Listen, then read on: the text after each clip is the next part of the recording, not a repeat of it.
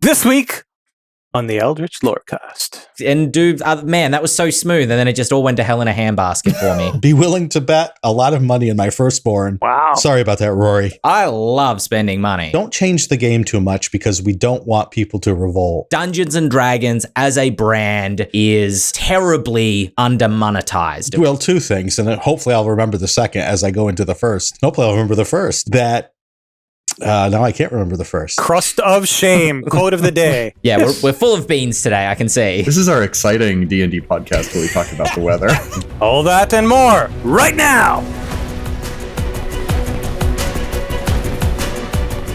Hello, everybody, and welcome to this week's episode of the Eldritch Lorecast, the most secretive, top-secret, spy-filled tabletop RPG podcast in all of the agencies that might do spy things. My name is Ben Byrne, and I am here, as always, with James Hake, Shawn Merwin, and joined this week by special guest Joe Raso. Joe, welcome back to the podcast. Thank you. I'm surprised you let me back. Why wouldn't I? You don't have to answer that, Joe. This question was originally in my head, who is your favorite James Bond? But I thought I would expand it out a little bit further and ask if you have a favorite spy genre, novel, movie, could even be a comic strip, something that you point to as like your favorite part of the spy genre. Well, I'll jump in first. If we avoid the spy versus spy comics, I can't remember which was it Mad Magazine? I think there's a white spy and a black spy. That would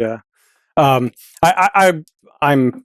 nuts for James Bond stuff. I used to love that as a kid, and I very much enjoy the Daniel Craig stuff in recent years. I think he's done a stupendously good job, though. I'm quite happy watching pretty well any of them.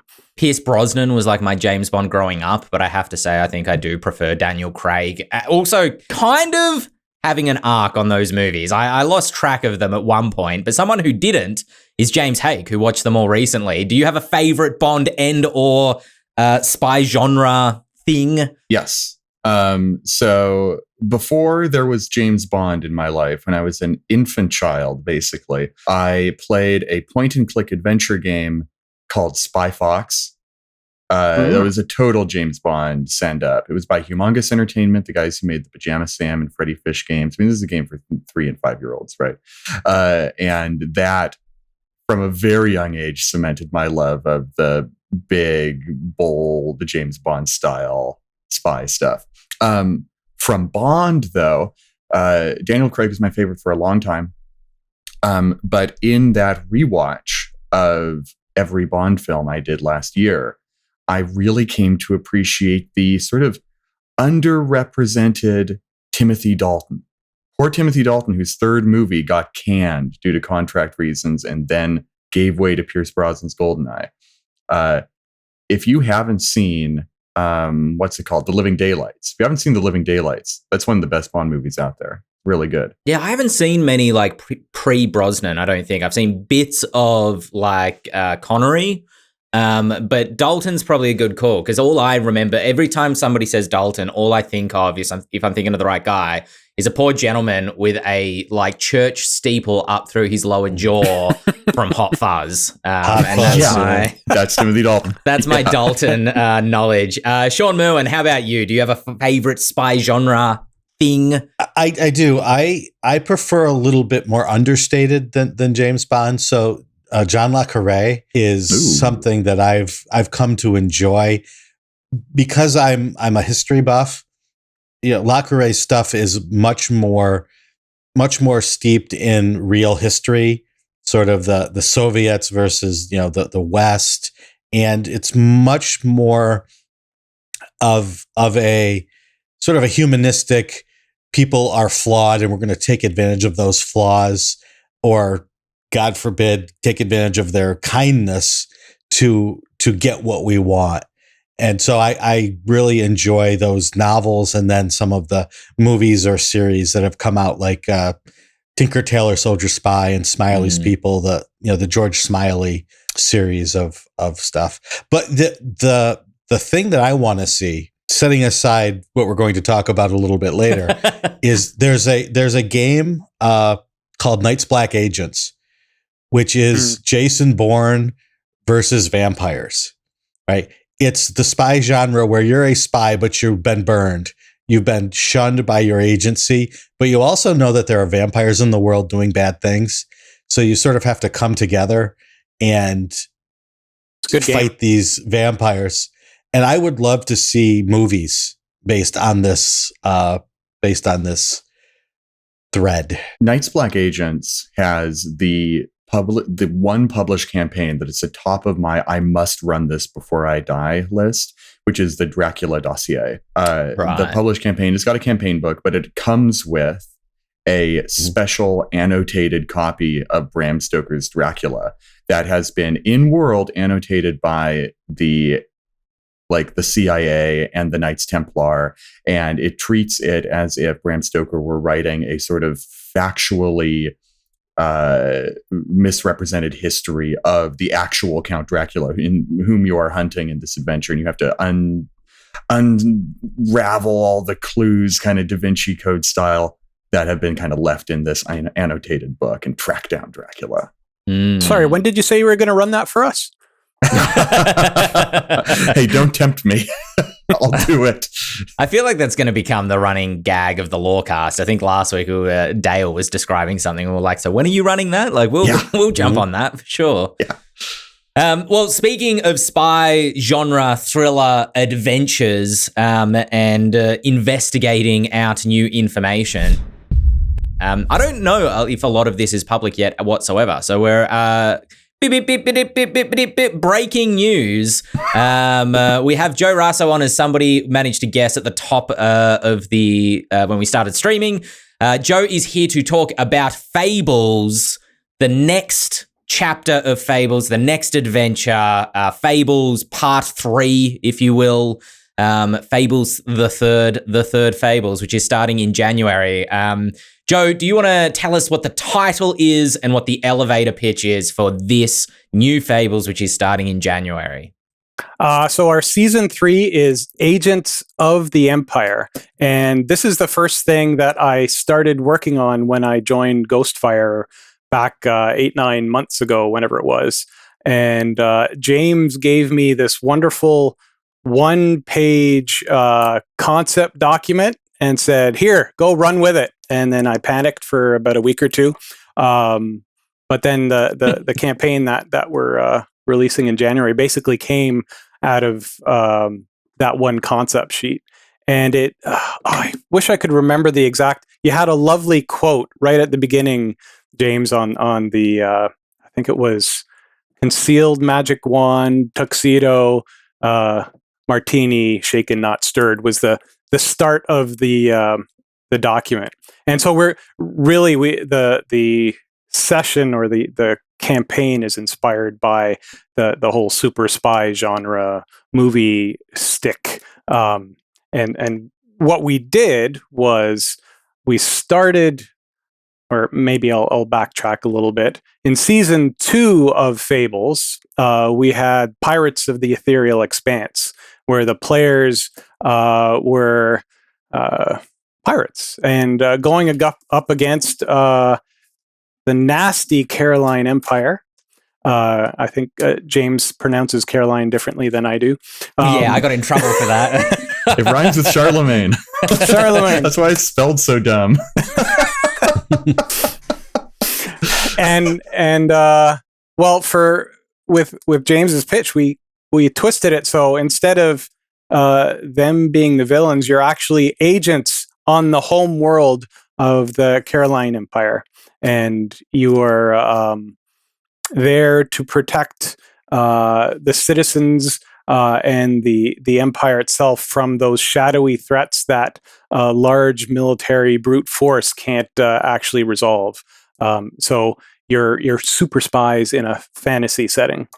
I love this. I love this idea of kind of branching from Fables 2, Pirates of the Ethereal Expanse, into Fables 3, where there's almost, now I don't know if this is literally true, so maybe you and or James can correct me on this, but almost like a continuation of the story, not in a direct sequel sort of way, but more in like a spin-off sort of way. But it feels like it gives players that feeling of a campaign where like maybe they'll meet their past NPCs, past PCs, I should say. I'm assuming that's not a built-in part of the adventure, but it still gives that sense of forward momentum, that sense of like narrative meaningfulness, because this story continues. It doesn't just stop.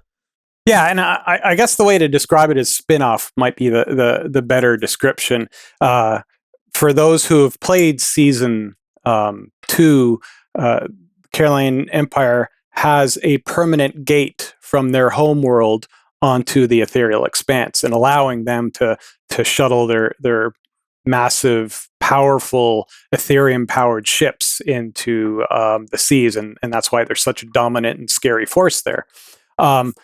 But what that implies is there's a gate that you can go back and forth. So it's very much an opportunity to link those two bits together. Our campaign is very much focused on their home world.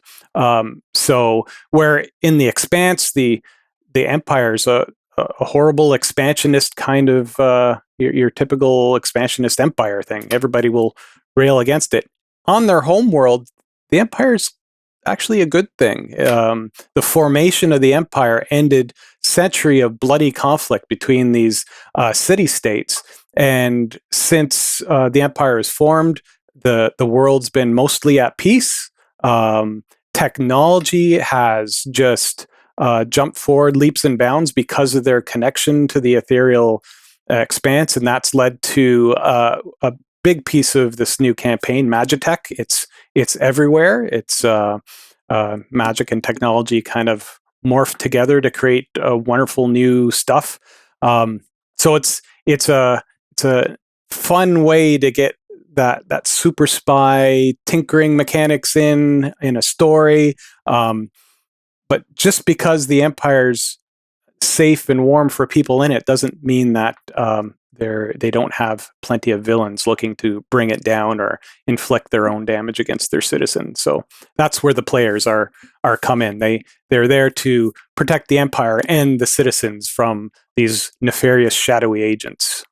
It sounds like you've got, you might say, almost a campaign setting worth of content there. And I know I'm setting you up here for the softball, but I know that you've got a setting guide that will come along with this. So it's not dissimilar to what happened with Fables 2, Pirates of the Ethereal Expanse. The first chapter had the setting guide for the Ethereal Expanse kind of built into it. This time, it's a slightly different approach. How will people get access to that setting guide to be able to really flesh out the Caroline Empire for themselves? It's very nice. It's excellent. One of the things that we did is we've separated the setting guide from the actual episode. So we will be providing that setting guide as a separate PDF distributed with every single monthly version of the setting. No matter if you come in episode 1 or episode 3, that setting guide is going to be there available for you to download. And yeah, it's decent. Where we ended up, I think it's 80, 90 pages between there. Originally, my intent was to make a small little campaign guide, maybe 10, 15, 20 pages seemed rather large. Because, hey, we already had the ethereal expanse. What do we need more to really grow on? But as we started to develop the idea, we go, oh, well, all these super spy things, they got chase scenes in it. Well, I guess I better build some chase mechanics that people can leverage and use. And I guess that means we need vehicles in there. So we had to build a couple little vehicle rules. And then, well, if you're building the setting, then you need to define what the gods are, what the people are, and hey, wouldn't it be great if they had some spy related character abilities too? So my 20 pages quickly morphed, unfortunately, to the larger size that perhaps my graphic design and art team weren't so thrilled at, realizing that I built as big a thing as we did. But it's good. Well, more for the folks, I suppose. This is really, and James or Joe, you can feel free to correct me on this, but what this really reminds me of, from what I know of the Caroline Empire, what I've seen, mainly I'm basing this off a lot of the artwork that I've seen from Ethereal Expanse, but also the descriptions, this is really reminding me of Arcane, the Netflix show. Just in terms of aesthetic, it's kind of like there's a futurism to it, but it still feels distinctly fantasy. There's a highness to the level of fantasy, but it still with even the moral complexity of the Caroline Empire as a thing, as an organization, as an empire, there's a moral complexity to it that I think that show has as well, despite the fact that there are bat people living within that world. So I think that it just sounds like it's really driving a very solid line between capturing a very unique kind of vibe to it, I suppose. I definitely took inspiration from that. If you haven't seen it, it's a fantastic cartoon. I can't remember which streaming service has it. Netflix. But in my mind, a lot of the imagery that I had in creating the story aligned nicely with that. And it, from a technology point, that's a Magitech point, it was very similar as well. It's a brand new thing that the people that are skilled with magic and technology don't fully understand yet. So that means things don't always work perfectly as well. And so there's lots of opportunities for mishaps and danger because of this experimental new stuff coming to the fray. So yeah, very, very much in tune with that sort of look. It's sort of genre convention that traveled from Pirates of the Ethereal Expanse in season 2 over to season 3 too, because we have that feeling in Pirates of it being very high magic and very over the top and big, but still being grounded in the genre that it is, which is pirate fantasy. So that's the sort of through line that's happening in Fables right now that I'm really excited to see. It's not just they're in the same sort of like political situation. It's not just that the Caroline Empire continues between one and the other. It's that all of the care and attention towards genre and the blending of genre that happens in it happens at the same sort of level of quality and consistency between the two. When Joe and I ran a preview of this at Gamehole Con, I had players at the table who they hadn't played the season 2 Fable. They didn't know the difference between, the Empire on one side of this portal and the Empire on the other. And so when I gave them their characters and explained what they were, they're like, "Oh, Empire, I'm sure those are the good guys." So they were sort of like skeptical of even what they were doing. And that came across, right? It came across even in their characters that there's this dichotomy of, yes, you are working for this Empire. And yes, maybe the Empire is not a great thing, but this is what you do. This is what you believe. By the end of it, they're hurling themselves into danger, screaming for the Empire. And not sarcastically, right? They were like really full on, like, okay, we're here. We're invested in this. So I think it's going to come across well, even for those who have already played the Fables 2, that while this is a change in focus, it's a change that you can live with and you can really sink your role-playing teeth into. Sure. And it doesn't sound like it's, by any means for folks that are jumping on Fables, possibly for the first time, you don't need to have played Ethereal Expanse to know what's going on in Agents of the Empire. Yeah, not at all. It's a brand new story arc. We actually, for this one, we started at 3rd level, but for those groups who really want to start at first, we've given some supplementary encounters to let folks level up there. Actually, one of the design choices, and I'm still not sure whether it was the right one or not, is that I scrunched down the level progression. When I was thinking of super spies, I saw them as regular people that are very skilled at what they do, but they're still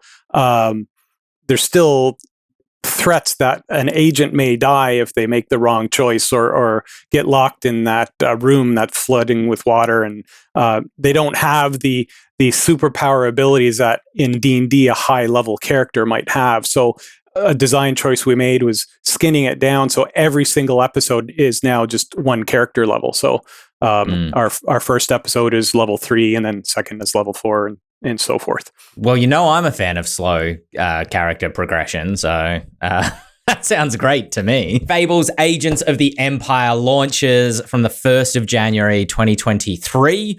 If you're already subscribed to Fables, I don't think you need to do anything. It'll just carry on through. But if you want to check it out, if you haven't been a Fables subscriber in the past, I've just put Dante onto the task of finding the landing page for us and posting the link in the Twitch chat. Or if you're watching this on YouTube or iTunes at some other point, you'll find it in the show notes where I will put a link for you to it there. Speaking of things that you will want to be linked to, the Game Awards happened, the Video Game Awards, I should clarify, happened over the weekend, and I believe. And there is a little bit of D&D news coming out of that. All right, everybody, strap yourself in for the excitement. Baldur's Gate 3 features Minsk and Boo. Hold your applause. Joey, I think you're muted. So if that was a woo, we didn't get that. Is anybody, like, I know Minsk from the cover of the Spelljammer book recently. Otherwise, I have no affinity for that character. They kind of built it up like it was some massive announcement. To be honest, it kind of makes me a bit less excited for Baldur's Gate, only because I'm like, okay, they're really pumping in every D&D thing they can think of here. Has anybody else played it? I know it's been in early access for like 2 years at this point. Is anybody excited for Baldur's Gate? Scarlet Moth in our chat is a huge fan of Baldur's Gate. I know that. The chat is popping off because of her. I have not. I've not played an ounce of Baldur's Gate 1, 2, or 3. I played Dragon Age and liked it, but, that's neither here nor there. Yeah, it's a different company. I mean, it's a fantasy game. BioWare made Baldur's Gate 1 and 2, and Larian is kind of doing their thing for Baldur's Gate 3. Sure, fair. Still. Yeah. I did play Baldur's Gate 1 and 2 back in the day. When I quit playing D&D in about 1994, yes, that's when I stopped playing D&D originally, and didn't play again until 2000. My D&D was Baldur's, like I have the Beholder first, and then the Baldur's Gate games and all of the games that came out that were similar. And I enjoyed them. It was a good fix for me not being able to play D&D. And I was excited when they announced that they were going to make Baldur's Gate 3.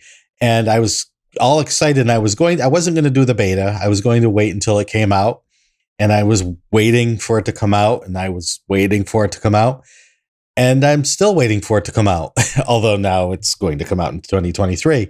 So I think that excitement that a lot of us had, a lot of us who, cut our teeth on PC gaming with Baldur's Gate, the original Baldur's Gate, have sort of lost that momentum that we had when we saw it originally that was going to be released.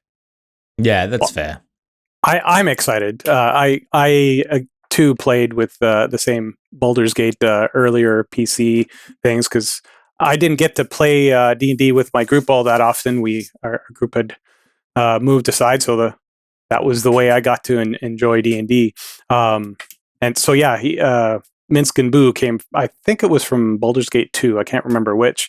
They also appeared in the Jim Zub comic from 5 years ago, where they went to Baldur's Gate and he reanimated out of a statue, I believe, in one of the first comics. So, and that is a statue that they're showing off in that Baldur's Gate 3 trailer. That's true. Cool. Yeah. Yeah. I mean, it is cool. I mean, Minsk and Boo are from the original Baldur's Gate game. They're beloved because of that game. And so bringing them back, I mean, it seems like a no-brainer to me.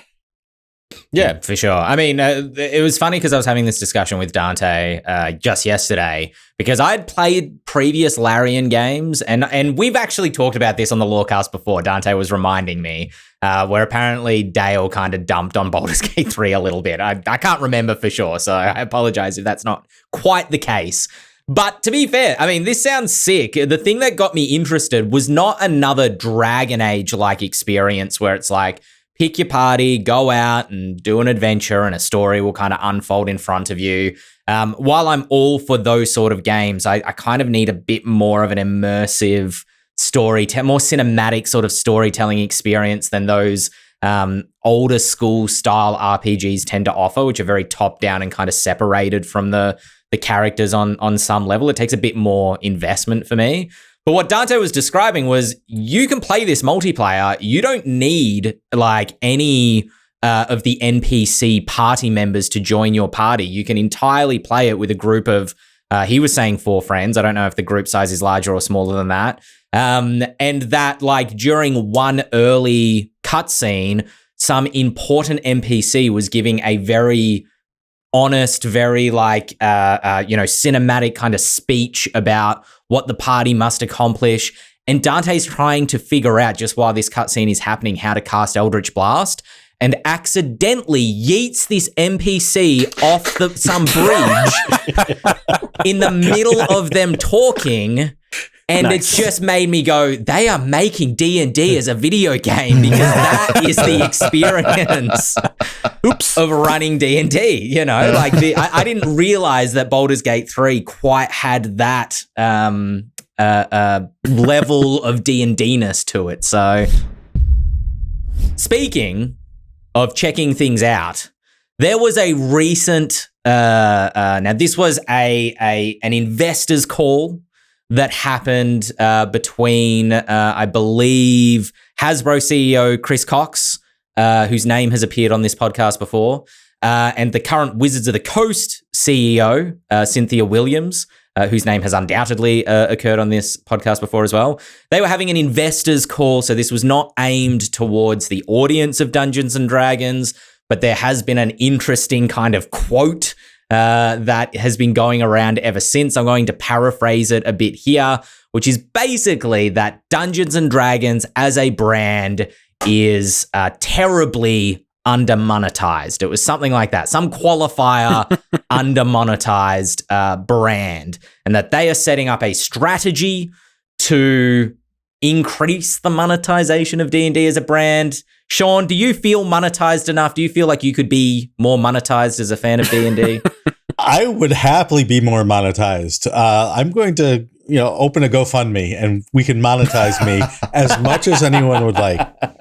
But the important thing, I am not a pro-capitalist person, but I understand that we live in a capitalist world. And some of the things that we love can only be made if there is money to fund it.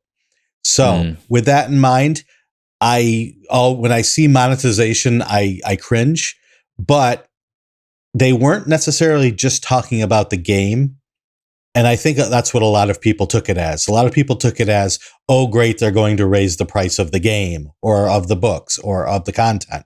And that's not necessarily what this was saying. This was saying, look at Lord of the Rings, look at Harry Potter, look at Game of Thrones, look at how much they're making off things other than the books.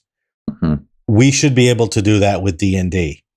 And they are right to a point, because there are lots of ways that D&D as a brand could make more money, but they have to understand that D&D is not Lord of the Rings, Harry Potter, or Game of Thrones, because those are novels. And D&D is a game that is much different. It's a much different experience than you get reading novels or watching a movie or even playing a video game. So they must be careful if they look at those other things as models, because it's not going to translate one for one. It's not going to directly correlate between those things. And we can talk about all the ways that we as game designers could see them monetizing things or redoing things. But we as game designers also have to pay attention to how those changes may affect this game that we love. And I'm sure that we all have lots of thoughts about that. Yeah. I mean, when it comes right down to it, I am no fan of commercialism.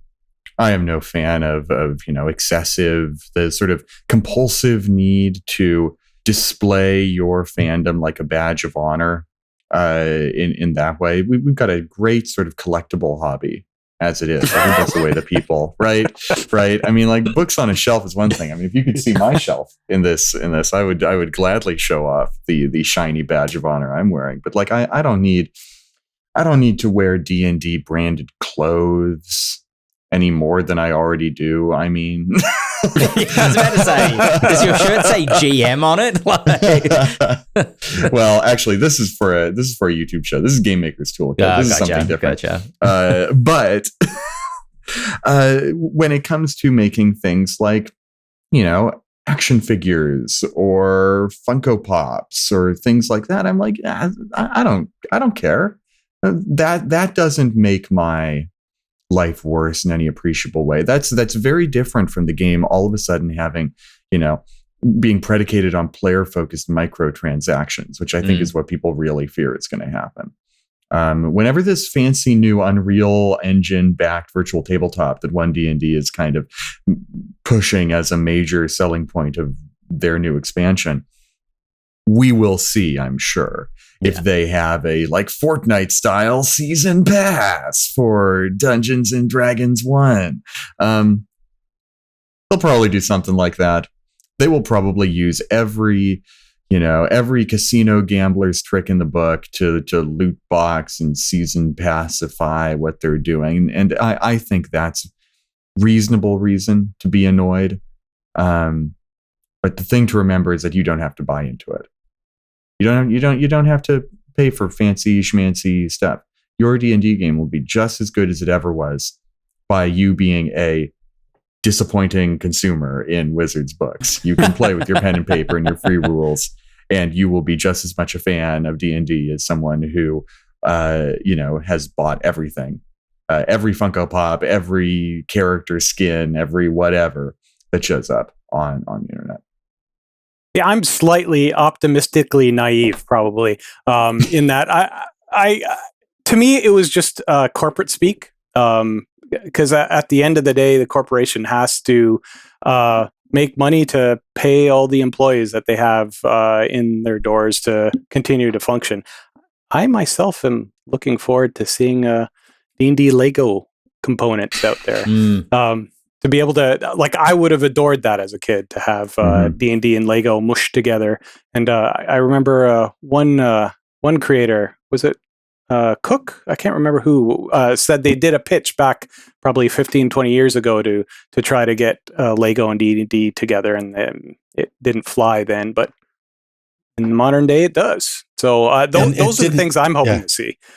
It didn't fly because Lego said we want nothing to do with D&D, and it was Monty Cook, right?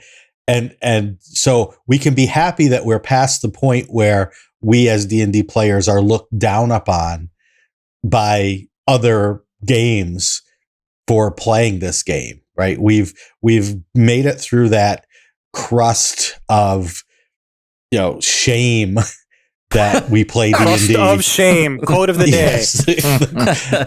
I love the crust of shame. Shaking it off. Yeah. But yeah, so we want, but it's also important to remember that, well, two things, and hopefully I'll remember the second as I go into the first. Hopefully I'll remember the first. That now I can't remember the first. It's important to remember that Hasbro was downgraded by the Bank of America. The stock, Hasbro stock, was downgraded by Bank of America because people were complaining that their old Magic cards were no longer as valuable because they were reprinting some. So Hasbro at the corporate level has to deal with that sort of thing in order to keep their stock from tanking.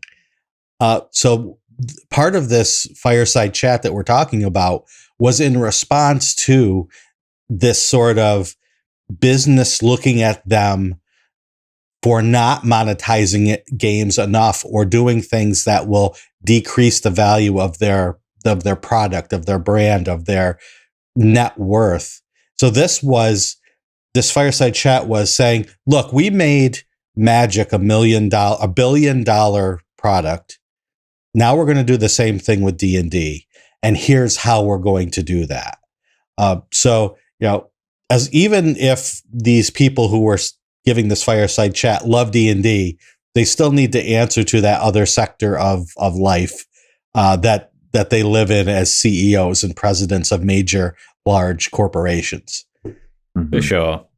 I'm a little bit more cynical, but maybe not for the reasons that you might think, because I love spending money. Make no mistake. I was talking about this with my partner yesterday. I love Christmas shopping. I love going to shopping malls, these just like temples of capitalism. I love the open walkways and being in among people. I love it. I love it all. So I'm not averse to spending money, but they were talking about, this has been mentioned in our chat a few times, the 4-quadrant kind of strategy. And it's not entirely clear to me what these 4 quadrants are, because a couple of different articles I read kind of described them slightly differently. Indeed, in our chat, they're being described differently again. But my understanding was that they were, entertainment, being film and television, creating more movies that hopefully, the Honor Among Thieves is going to act as the kind of linchpin of. And this article, which was written by Chase Carter for Dicebreaker, I believe it was that article, he made the observation that like that gives them so much brand recognition that Chris Pratt's Bard is going to sell far more action figures than like an Elminster or even a Minsk could hope to ever sell because of the recognition there. So that, they're hoping that movie really sets them up with their Iron Man and their Captain America and their, those recognizable characters that quadrant 3 can kind of capitalize on, which is merchandising and toys, and buy a plushy owlbear and buy Chris Pratt's head as a am I thinking of the right Chris Pratt? No, that's Guardians of the Galaxy Chris Pine. Thank you. Mm-hmm. Chris Pine, get his head as a plushie or whatever, or get his loot. Then there's video games, although maybe this is part of the entertainment quadrant, obviously with Baldur's Gate.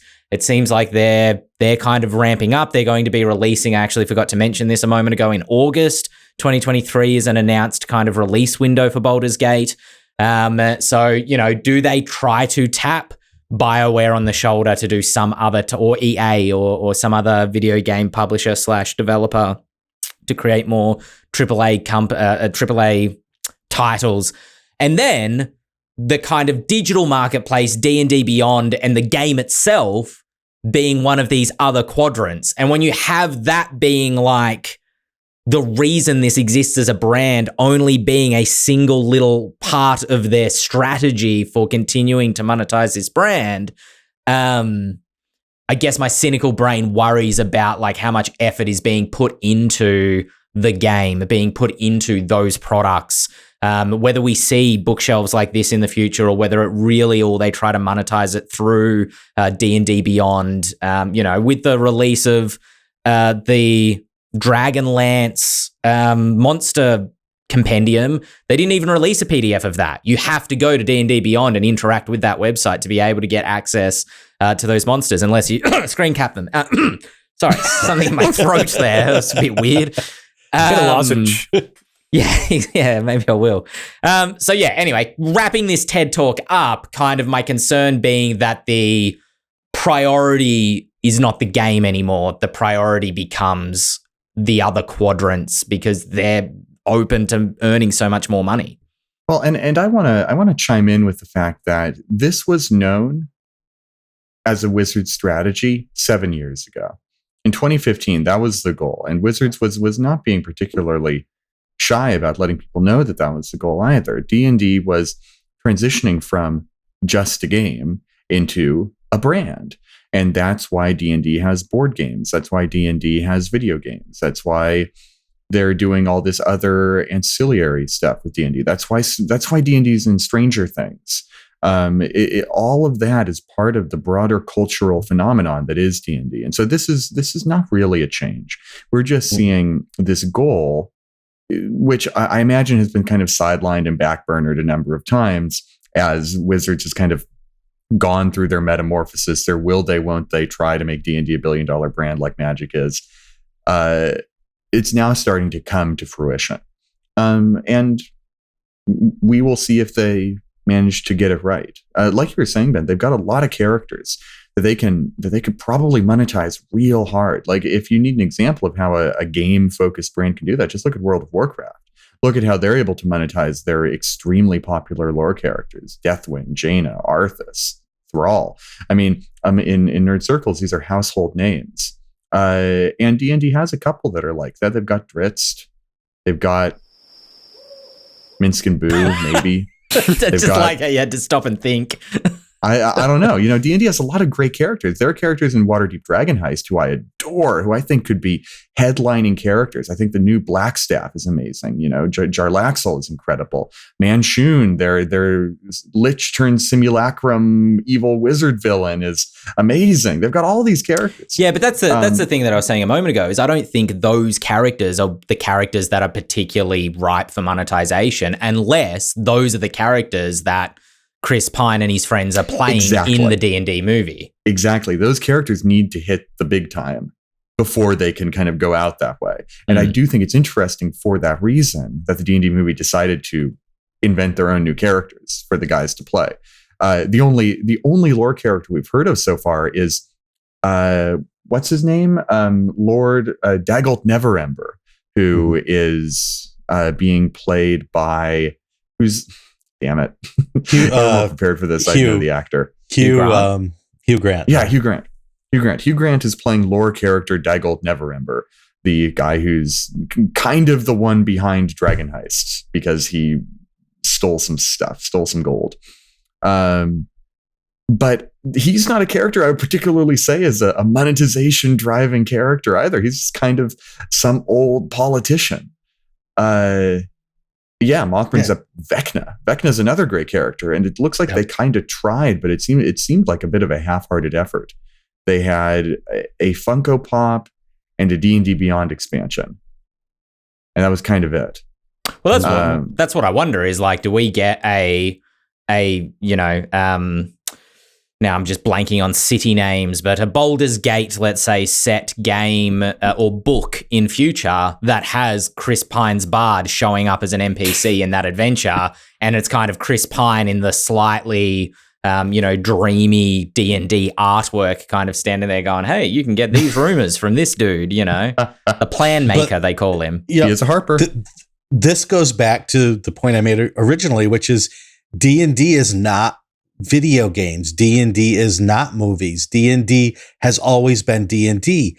Mm-hmm. And the players have always sort of been independent, and we're going to make our own game, and we're not going to be told how to play or what to do. And I can play Vecna any way I want because this is my world and my game.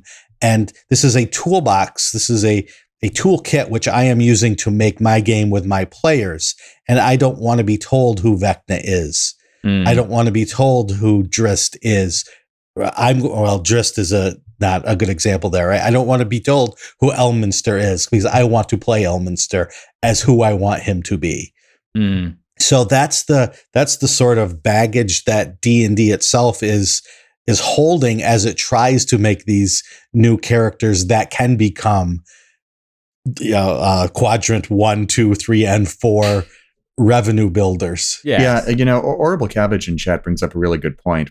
Nerds love symbols. We love to wear symbols. We love to have icons on our stuff. It's a lot harder unless you're literally Yoda or Darth Vader to have a character become a symbol. There's a couple of them. And if you're a franchise that's bigger than God, like Star Wars is, you have a bit more leeway to do so. But there's not a single D&D character that can carry it like that. So Wizards, I think, is very wisely using their iconography to drive their branding right now. It's a little bit, as you were talking, Shawn, it reminded me a bit of like the Lego movie or like, Canon cameras that you use to shoot a movie like Lord of the Rings. That's kind of, I don't know, maybe it's a bad analogy, but it was just making me chuckle internally as I think of like the Canon movie, and it's like, making a movie about the cameras that make the movies, because D&D is the game that makes the stories, so to speak.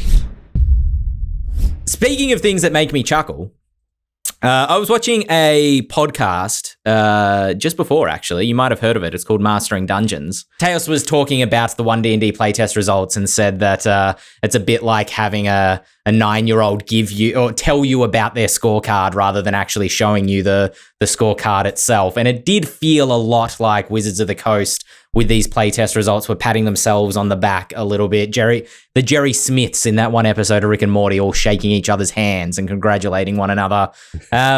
Shawn, we didn't have you on last week, unfortunately, to talk about the new Unearthed Arcana, but this was a topic I had lined up for last week. I'm curious what folks' reactions are to the playtest, how they've gone about the survey, and the conclusions that they're drawing from the survey itself.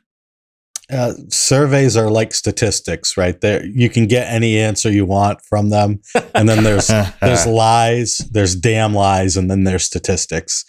So,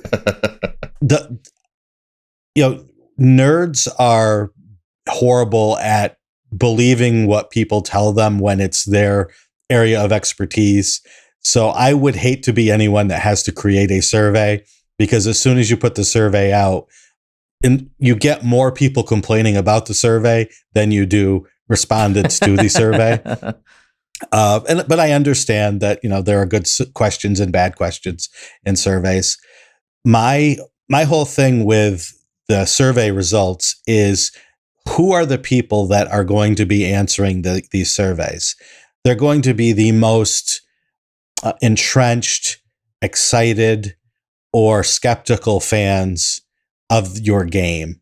So when you get a response like 90% of the people love having a feat at first level, I'm thinking, yes, all the players who want 10,000 choices at first level are going to love having a feat at first level, because they can build exactly the most optimized character that they want. What about new players? What about DMs who have to teach new players or help new players create characters? Are they going to want feats at first level? Probably less likely than 90%, and less likely than the people who are so invested in the game that they want all these choices. So part of this, a lot of it goes back to the question of, why are we seeing a new edition now? And I think we just answered that with our previous discussion about monetization of D&D. And so therefore, if you already have a game that people like, and you have a game that people don't want to see change too much because they're not sick of it yet, then what do you expect when you put out something that's exactly like the game that they're already playing and that's what they want? You're going to get a lot of people saying, we love this. So that's, I think as opposed to when we were seeing the D&D Next playtest and the D&D Next surveys, where people were excited about something different than 4th edition and excited about the narrative that was being provided by Wizards, saying, we want to make the best version of this game ever. So let's look at 1st edition, 2nd edition, 3rd edition, 4th edition, and see what's best of all of those and put them together in the same game. You had a lot of people very excited and willing to listen to different things, but also willing to give their opinions more readily, as opposed to what we're seeing now, which is sort of a marketing push about some very slight tweaks to an edition that we probably don't need, and maybe even most people don't want. I think it's an overly cynical for someone like myself to come out and just say, yeah, this playtest feels like a marketing strategy than just a playtest. I don't think that's true in its like the purest sense of the term, because the way that they're, reintroducing ideas back into the playtest through newer Unearthed Arcanas does feel like they're like, okay, well, that didn't quite work. Let's try something different with that, as it was the case with the Dragonborn and the Ardling, which apparently got relatively low positive results.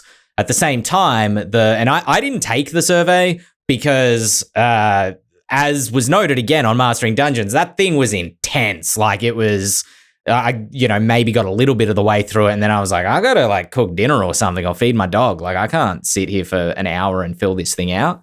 And so it's like, are they asking the right questions and drawing the right results, which was kind of what you touched on a moment ago, Shawn. And then there's things where they were like, this playtest has had more people playtest it than in the entire history of the D&D Next playtest, which is demonstrably not true because, as far as I understand, 175,000 folks participated in the D&D Next playtest, which is according to the PHP, and they got 39,000 completed surveys, which is a bit of a step back. So that's what feels kind of markety, is this idea of them being like celebrating themselves before anything has really been decided. I do feel like there is a Hasbro demanded part of this, but all of my interactions with people inside Wizards has they've stated at least that Hasbro does not tell them what to do. They do not give them marching orders. I think there's probably some truth to that, and probably some things that are harder to verify within there. When it comes right down to it, I think that 5e is kind of an intimidating edition now. It's going to be nearly 10 years old. Going to be a lot of stuff. And we can debate whether or not the playtest is actually doing this. But I think to a certain degree, it's useful to give new players a really clear entry point. And even if there's a starter set that just came out, which it did, seeing one starter set amidst a sea of options, I think can turn new players off the game, and that might be what they're trying to avoid. When I look at it now, for me, it's comparing the difference of where the D&D brand was at the end of 4th edition and where we are today. And the company that owns the D&D brand has very different problems to deal with. Although a lot of people say 4th edition was a failure, it still sold very well, and it was quite a strongly designed game that's quite enjoyable, but it didn't achieve the expectations that I think a lot of people were expecting it to. And so when you went through that whole D&D Next effort, there was an impetus of, okay, well, what do we do? How do we make this a solution that our customers will want to have? Now we've gone through 10 years of, I will argue, a incredibly successful edition. And I think I heard Shawn or Teos describe this. What is the problem that we're trying to solve with the next iteration of whatever this is? And I'm having trouble putting my fingers on what that might be. And for me, that's the biggest challenge with all this feedback and all the new development. How do you take something that's pretty successful and move it to a new version without making someone unhappy with some portion of that movement? Because there's no way you could possibly make everybody happy with a change. What little levers are you tweaking to improve the product you have so that your current customers are happy, but the future ones that have not yet played D&D are going to jump on the game? And I'm kind of glad I'm not in that position. I heard the same thing that James said from Wizards of the Coast employees, friends of mine, people who I respect greatly, people who I would, if asked personally, would give them my honest feedback, but don't want to talk badly about them or their work publicly, have said, Hasbro is not involved in anything we do. I heard that 5 years ago. I heard that 4 years ago. I sort of stopped hearing that within the last couple of years. Now, maybe it's still true, and maybe it's just I haven't talked to the right people. But to answer Joe's question, that goes back to what I was saying. What problem are they trying to solve? What game? What are the issues with 5e that are so bad that we need a new version of the game? I think that the answer is Hasbro has seen how successful this game is, they never used to mention Dungeons and Dragons in anything. You would never hear it mentioned. You would hear Magic mentioned. You would never hear Dungeons and Dragons mentioned by Hasbro. Shareholders meetings, even paperwork would just say Wizards of the Coast. It would be Magic and other. And now when they saw the revenue that could be made through this game, now all of Hasbro is using this model to try to increase their revenue. And I fear that is the problem that One D&D is trying to solve. It's not a game problem, right? It's a budget line problem. And that doesn't mean that the game is going to suffer for it. I hope it doesn't suffer for it. And I trust the designers who they have there to thread that needle of, don't change the game too much because we don't want people to revolt, but let's get something there that we can rest on when we say, here's our digital tabletop. Here's our new way that we're going to fund D&D Beyond. Right now, I have a D&D Beyond subscription. That's the biggest one you can have, Pro, Gold, Plus, whatever. And I have about 20 people who get their books through that because they're in campaigns with me and I share that with them. They haven't bought a book. They don't spend a cent, but they have all that content because they're in a campaign with me. I would be willing to bet a lot of money in my firstborn that there are people looking at that going, how? Wow. Sorry about that, Rory. Rory, what did I do wrong? There are people sitting there going, why are there 20 people getting all of this content from this one person's subscription? Even if we could charge them $1 a month, that's 15 million people, right, who are now giving us $1. That's $15 million. Let's see what we can do with that. Here's the thing when it comes to this, I think, well-warranted cynicism. And it's that 5th edition is, I think, pretty well lauded as a good game. 5th edition is a very broadly appealing game.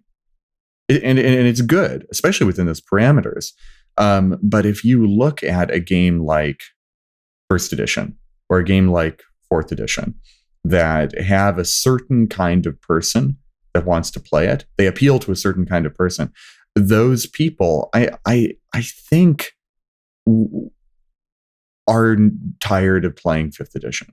What Wizards is going to be doing in the immediate term is kind of ultimately, game design-wise, the same thing as they've been doing for the past 10 years. They're going to continue to make a game that can appeal to a very broad audience of people. And if you think that doing that is going to wreck the game or lower the quality of the game or something like that, I think you may be right. If you don't like the direction they're going in, you won't like the direction they're going in. But the direction that they're going to go in has been pretty well telegraphed this entire time. And I don't think they're going to change this tactic that has been working for the past 10 years in a particularly dramatic way. That's why the playtest looks as similar to 5e as it does. 5e works. So they're not going to change it too much. Henchman on the bench, or Hench on the bench, just noted, if they make the game too close to 5th edition, it won't really change it for those people who are now disinterested. I think that I would hazard a guess that there are far more people stuck in 5th edition specifically who want to play nothing else but 5th edition and not look at any other game than folks that are bored of 5th edition and looking to branch out to go elsewhere. Because you hear Pathfinder people won't let you forget it. They'll tell you. All right, let us take 5 minutes. We haven't done a listener email in so long. Let's do a quick one in 5 minutes. This is Callum's email. If you have an email, if you want to ask a question of the podcast, you can email podcast@ghostfiregaming.com. Every email gets flagged, and then I just move through the list and get to them hopefully eventually. And Callum's question is asking a simple one about introducing PCs into a campaign. narratively? How do you navigate the kind of in-game situation where you've got to get someone new has joined the group and it's like, right now we've got to meet this NPC. I'm going to do a little additive there. Does anybody here still bother to explain why someone's not at a session for a character narratively in-game? But the other part of Callum's question was also that the social aspect of that, right? If a person is new to the group, they don't know everyone, they're coming to sit at the table, their character is trying to be introduced into the game at the same time that the real world person is trying to feel comfortable kind of with a new group of people. How have we navigated this in the past? Do we have any advice for Callum and the community at Broad? Ben, you did a great job of doing it to me with your home group while I was over there in Australia. We had lunch first, and I got to meet everyone. We got to hang out and chat, and then we played. And then, Ben, you gave me, my character, a scene that was specifically to introduce me. And, you know, it helped that the party was excited to have me, and it helped that I was excited to be a part of the party. But as long as you have those two things, I don't think you can go wrong. I think a little. Sorry, go ahead, Shawn. I think a little bit of it depends. A little bit depends on the type of person who you're introducing. Are they an experienced player, but just new to your campaign, or are they a new player completely? That will change a little bit how you do it. Are they very outgoing and very? They want to be at the center of attention for a while, because then you put them out there right away and you let the other players watch them role play with you for a bit, then bring the other players in. Whereas if they're a little bit retreating, if they're a little more let's watch, then role play with the other players, the existing players first, then bring this person in, having them warmed up to the players and understanding the dynamic of what your particular game is like. Yeah, definitely knowing the individual beforehand as to what drives them, whether they're that extrovert that loves to get in and role play away, or are they the one that sits at the end of the table that loves to listen to all the dialogue and then makes a little comment every once in a while. Like cater how you pull them into a session. There's no one answer. For sure. I do. It had never occurred to me before though. But the idea, if they are an extroverted person, if they do want to like get thrust right into the role play, most of the time when I find I'm narratively introducing new characters into the game, it's like, all right, chill out for sort of 5-10 minutes, 10-15 minutes while we pick up our story from where we were with the rest of the party, and we'll kind of bring this new character in as it makes sense for the party. If they're walking along the road or they go to a tavern or whatever it makes sense to, get them in as quickly as possible. But really, the story starts again with the character, with the party, I should say. It's kind of an interesting idea if you have someone who's up for it, who feels like, yes, I want to dive right in. Is actually starting from their character's point of view, meeting the party rather than the party meeting them. I've just never thought of doing it that way before, but that's quite interesting. As I said, if you want to get your question answered like Callum, you can email podcast@ghostfiregaming.com. Come hang out with us on Twitch, twitch.tv/ghostfire_official.